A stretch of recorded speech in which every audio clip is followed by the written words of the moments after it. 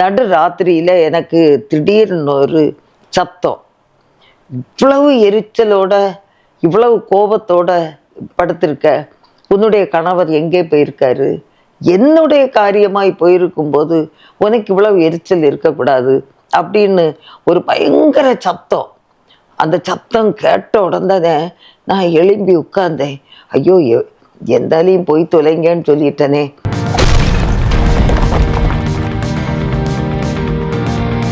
நாங்கள் north India போய் ஹிந்தி படித்து உங்களுக்கு நாங்கள் லெட்டர் எழுதுவோம் அப்படின்னு சொல்லி அவங்க சந்தோஷமாக டாட்டா சொன்னாங்க. எனக்கு தான் எங்கே இருந்தால் கண்ணீர் வந்தோ தெரில. அவ்வளவு எனக்கு அழ வேண்டியதாயிட்டு. பிள்ளைகளை அந்த பிரிகிறது கொஞ்சம் கஷ்டமாக இருந்து.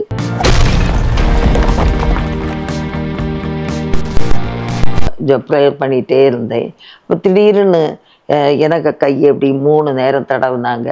ஜாய்மா நீ பாவம், நீ பாவம், நீ பாவம் இன்னும் 3 நேரம் சொல்லவும் ஒரு அட்டாக் வந்து அப்படியே அவங்க இறந்துட்டாங்க.